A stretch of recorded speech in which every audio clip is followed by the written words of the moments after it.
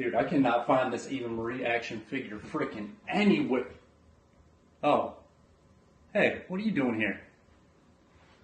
Back for more, I see, eh? Well, alright. Hey, well, I got you right here. How about a little Passion for Wrestling pay-per-view reaction with your friend, Sluglord, a.k.a. Cozy Hug. Sound good? Well, then let's run this mother down. Bullet Club for life.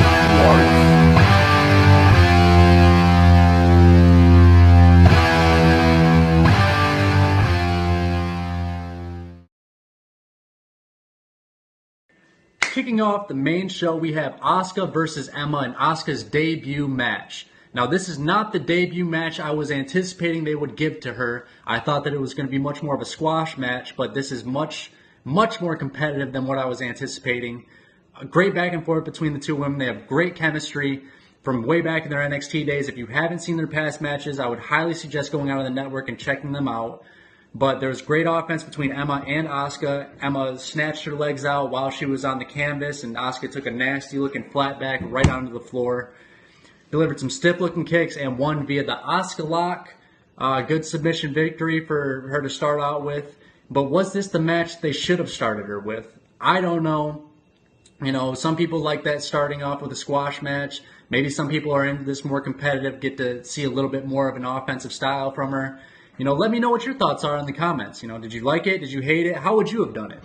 But all in all, good match. The crowd really seemed to enjoy it. It was a hot start to the show. I was surprised that they started with that, but it seemed to work out well. It's a good decision on WWE's part. Next up, we have the Cruiserweight Tag Match with Brian Kendrick and Jack Gallagher teaming up against Cedric Alexander and Rich Homie Swann. This wasn't your typical Cruiserweight match. It felt like much more of a traditional tag match to me. Gallagher and Kendrick worked really well together on cutting off the ring, beating up on Swann for a good portion of the match before he finally got his hot tag into Alexander.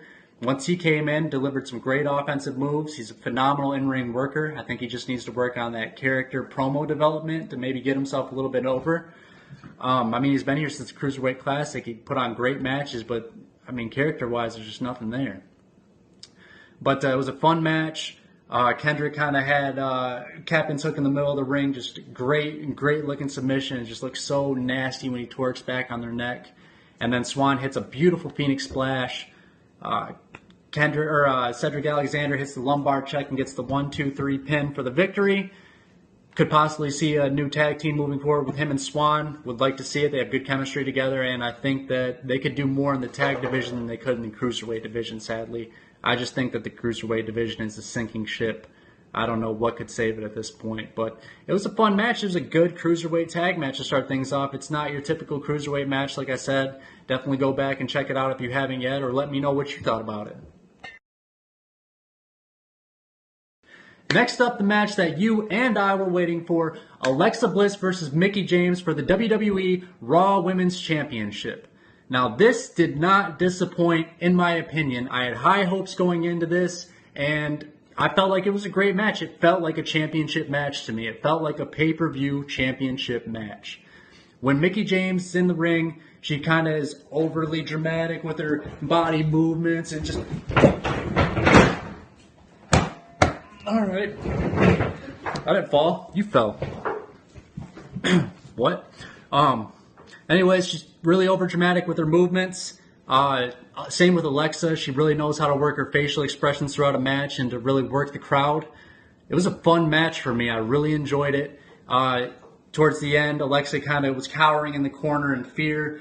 Mickie went in for the kill, and then she trips, hits her face off the second turnbuckle. Alexa gets her with a snap DDT, gets the pin for the 1-2-3, retains her championship, which I felt was the right decision here. Mickie James cuts a babyface promo at the end saying that this won't be her last time in a championship match. This won't be her last time holding the championship. And she will be back for more. But she also kind of gave this weird look to the crowd and sauntered out really slowly. Kind of like what we saw from John Cena recently, where you didn't know if, what was going on, if he was going to leave for a while. So, I mean, is she going to be gone for a while? Is she going to be back, this week on, during regular TV? I don't know. It'll be interesting to see what they do with that moving forward, but it was a good match. I really enjoyed it. Next up is Enzo Amore versus Callisto for the Cruiserweight Championship. Spoiler alert, we have a new Cruiserweight champion in the ranks. Two-time CW champion Enzo Amore. What the fuck, man? You won the match with like 2 moves. Are you trying to build up the division or are you trying to kill it, WWE? What are you even doing here? I understand he's the biggest draw for the Cruiserweights, but the dude only knows how to take bumps. He could do a DDT. I could do a freaking DDT. My 3-year-old niece can do a DDT that looks better than that freaking Peacock's, okay? Whatever. Do what you want. Kill the division. Kill the belt. It's flimsy looking anyways. You can have it, Enzo. Enjoy. Following that travesty of a match, we got the Demon versus AJ Styles. Oh man. Halloween's only a week away. I got cavities off that match. That baby was too sweet. I mean, what more could you ask for? It was truly a phenomenal, pun intended, match. Unless the 24 hours notice as well, that's incredible to me. I mean, there was a great spot right in between the match where there was a double crossbody and a double clothesline, kind of showing that both men were on the same level. Great offense from both guys. AJ hits a nasty 450 splash that he misses. Finn hits him with the missile dropkick into the corner. He sets him up for the coup de grace. When he hits it, you can literally hear all the air leave AJ Styles' body.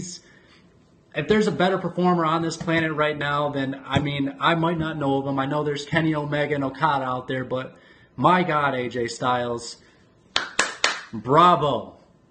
This is a great match, and I feel like it's going to be great for Finn as well. He's been in a couple lackluster feuds since he's come back from injury, which I don't think was really his fault, but I mean, it's crazy to see what he can do when you give him somebody else that's at least a little bit competent in ring.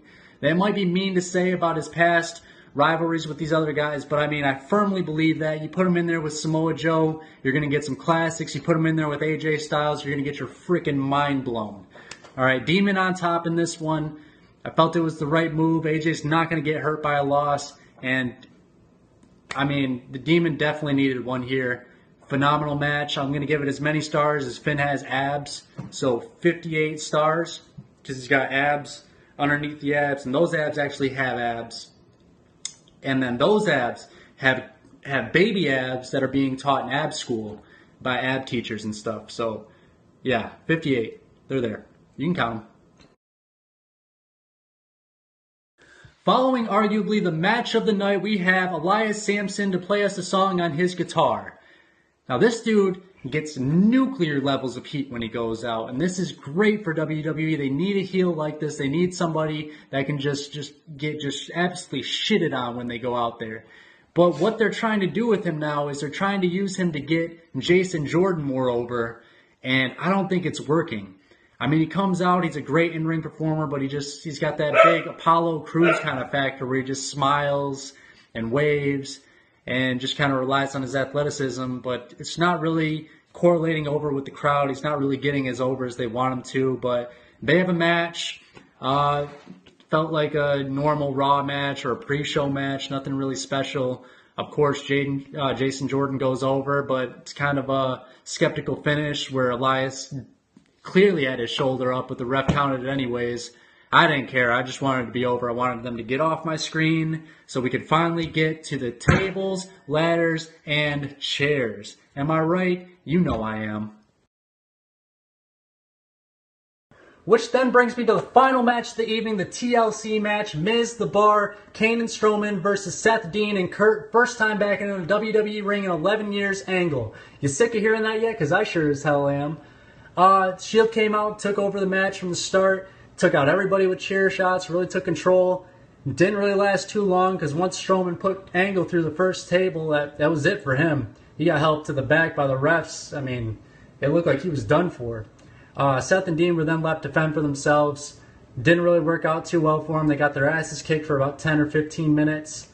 Miz even called out a dumpster truck to try and throw him away. It didn't really work. Kane and Strowman turned on each other. Some chair shots. Kane made it rain chairs down into Strowman. Was a pretty cool spot. They tossed Strowman into the trash truck, and possibly murdered him via trash compactor. I don't really know what happened there, but it seemed like the audience really enjoyed it, and people online seemed to enjoy it afterwards. So good on you, WWE, I guess. After that, Angle finally came back after Strowman was kind of out of the picture. Took everybody to Suplex City. They kind of cornered Miz in the ring by himself after everybody else was taken care of. Everybody got a chance to hit their finisher. Seth hit the Rainmaker bicycle knee. Dean hit his Dirty Deeds. And Angle hit the Angle Slam. They got the clean pin in the middle of the ring. I'm pretty sure it's the finish that WWE fans wanted. They wanted to see the Shield go over in their first time back together. Especially with Kurt Angle helping him out in Roman's place. So no Roman on a pay-per-view as well. I mean, what more could Marks ask for, right? But all in all, it's a fun pay-per-view. TLC usually is. Maybe not as fun as ones in the past, but there's some definitely high points, some low points. What did you think of the pay-per-view? Did you like it? Did you hate it? What do you think of the video? Do you like this more serious one? Do you want to see us go back to more silly stuff like the prediction? Anything you guys want. We're here for you guys, okay? So for Passion for Wrestling, I'm Sluglord, a.k.a., you know, the coziest hug. Have a nice day, and thank you for watching.